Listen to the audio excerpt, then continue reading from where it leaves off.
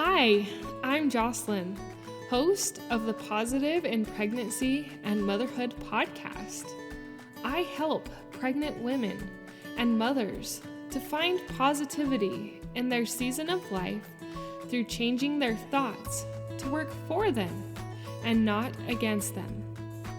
I help mothers find the small, doable steps in thought and action without making drastic changes to their everyday mom life, and I can help you. Thanks for joining.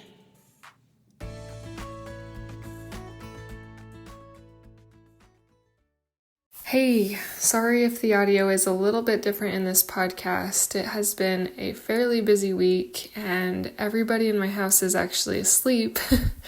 And I am recording this in my bathroom on my phone because it's quieter, like I won't disturb the rest of the household. Our computer is in a main area of the house where a lot of people would hear it. So I'm just doing this at 11:30 at night because I got so busy that I just didn't make time to get this done until now, but I am really committed to being regular on my podcast, and this has really been on my mind, and so I really wanted to share today's thought with you.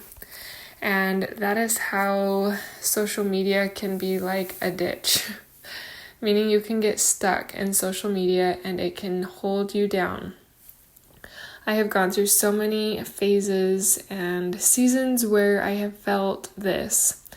And lately I began feeling it again, that I was just trapped in the ditch of social media. I was consuming way more than I was creating, way more than I was even enjoying my own life. I was so consumed in scrolling, in watching YouTube videos, in sending reels to people, and it just was not feeling fulfilling or satisfying at all. And this actually happened as well during pregnancy to me. I got to a point where I was so sick that it was hard for me to get off the couch or my bed. And so I just got in this funk of mindless scrolling.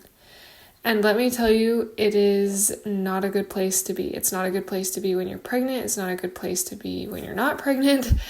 It is just not good. There are many reasons that it's not good, and I want to talk about a few, especially pregnancy-related reasons, that it is not good to just spend your day scrolling.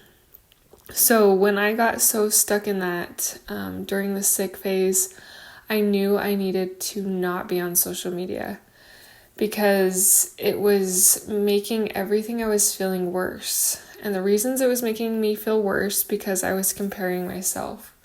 I was comparing myself to everything everybody else was able to do and get out to do, and I was not. I was there stuck on the couch. I was miserable. I was stuck in the negative state of just almost existing and surviving, not really living, and it was very hard. And it was that negative mental stuckness, that negative mental ditch during pregnancy that made me realize I needed to change. Actually, there was a lot of things. My own course actually made me desire and want to change, but I knew in order to get that change that I was seeking, I had to get rid of the media because it was keeping me in that negative spiral. So using my course, So my course is the Morning Sickness mini course for mental health, and it is available to you. It's in the top link in the show notes.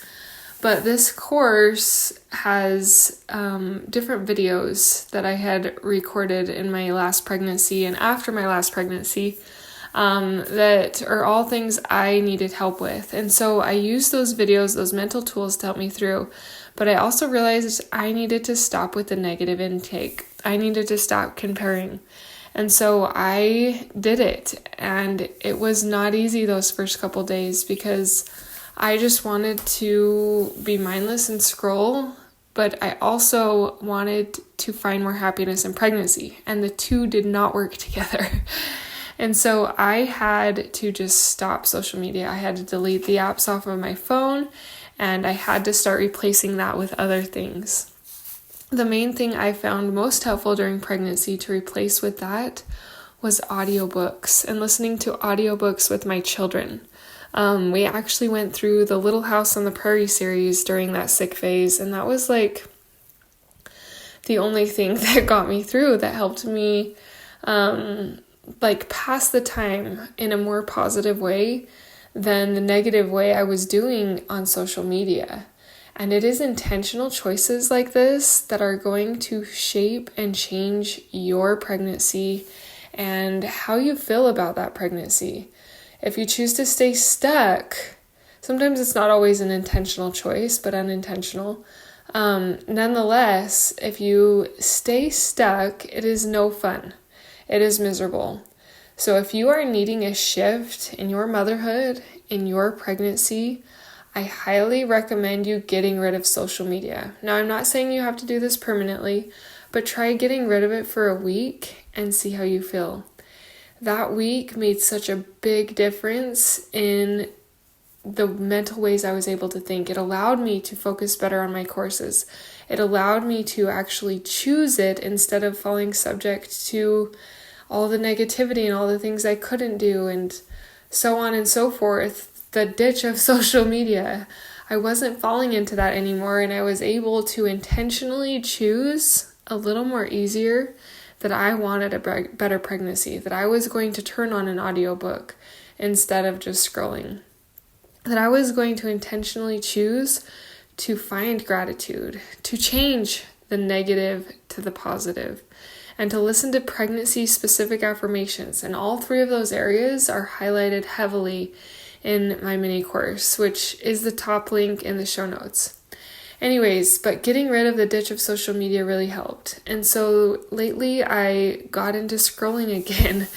It's so annoying how I keep falling into these bad habits, but as I would nurse, I would just scroll and I would look through things on Instagram and things on Facebook and YouTube and things that just weren't even really building me anymore. They were just there, and I was getting almost negative and short with my children and frustrated at times with my husband, and you can just tell when you're getting that way. And I know there's probably a few of you that are getting that way and need to take a break from social media.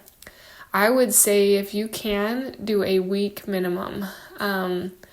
I feel like the week is the sweet spot, but even if you can't do that, start with a few days of trying no social media. And if you need to, do what I did and replace it with audiobooks or something more positive to listen to that can encourage you instead of bringing you down. I know that this season's not easy. The season of pregnancy can be hard, and sometimes you feel a dopamine hit when you do scroll. But those aren't the long-term happiness effects that we want. It's only a short-term gratification that is fleeting, meaning it goes away really quick.